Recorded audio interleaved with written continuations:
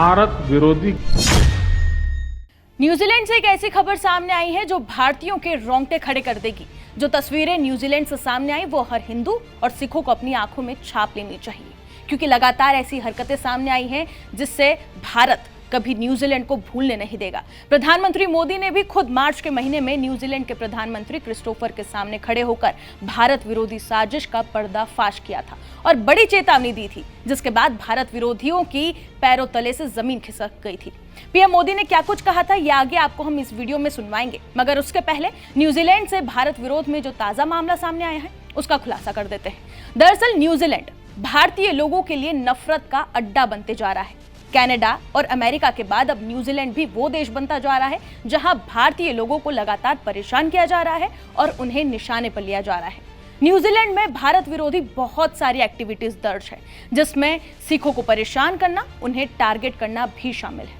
इसी कड़ी में न्यूजीलैंड के साउथ ऑकलैंड से खबर सामने आई कि यहां पर उपनगर मुनरेवा में सिख समुदाय की तरफ से जब नगर कीर्तन निकाला जा रहा था, उसी दौरान अचानक न्यूजीलैंड के जो लोकल लोग हैं उसका एक ग्रुप आता है और ये पूरी तरफ से नगर कीर्तन को रोक देता है, विरोध प्रदर्शन शुरू करता है और यहां तक कि कीर्तन का रास्ता रोक देता है, जमकर नारेबाजी करता है।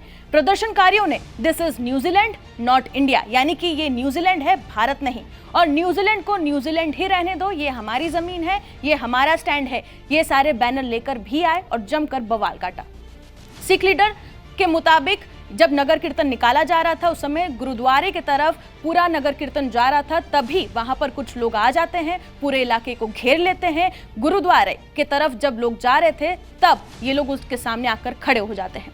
सिख लीडर के मुताबिक 30 से 35 लोग यहां पर आ जाते हैं, रास्ता रोक देते हैं और नारेबाजी करते हुए हाकार प्रदर्शन भी शुरू कर देते हैं। इस बीच सबसे हैरान कर देने वाली बात जो सामने आई वो ये थी कि जो प्रदर्शनकारियों का ग्रुप था उन्होंने फेसबुक पर एक नफरत भरा पोस्ट भी शेयर किया था, जिसमें प्रदर्शनकारियों ने एक सच्चा ईश्वर यीशु यीशु का नारा लगाते हुए दिख रहे हैं।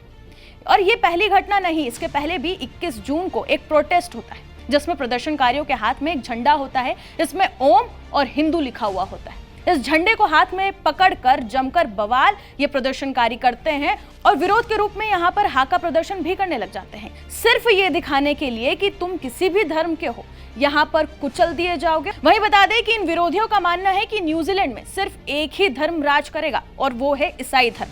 आतंकवाद के खिलाफ हम दोनों एक मत है, चाहे 15 मार्च 2019 का क्राइस्ट चर्च आतंकी हमला हो या 26 नवंबर 2008 का मुंबई हमला।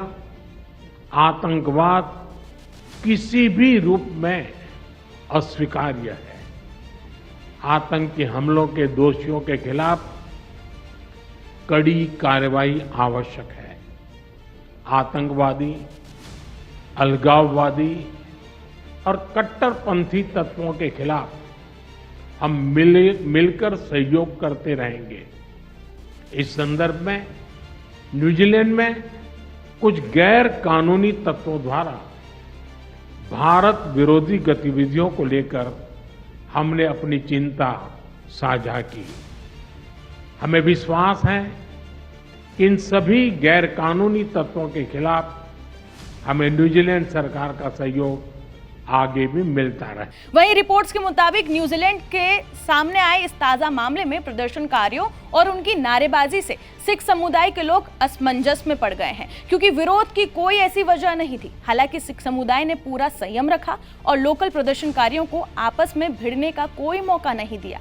इसके बाद वहां पुलिस पहुंची, पुलिस ने दोनों पक्षों को एक दूसरे से न भिड़ने के लिए कहा और कुछ देर बाद ही प्रदर्शनकारियों का ग्रुप एक साइड हो गया और नगर कीर्तन गुरुद्वारे में चला गया।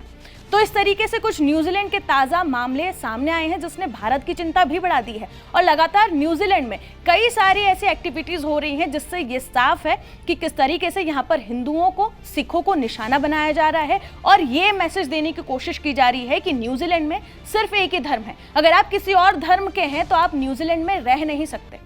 वहीं अब देखना यह होगा कि इस मामले पर भारत सरकार क्या एक्शन लेती है और न्यूजीलैंड सरकार भी इस पूरे मामले पर किस तरीके से गंभीरता से, जिम्मेदारी से जवाब देता है।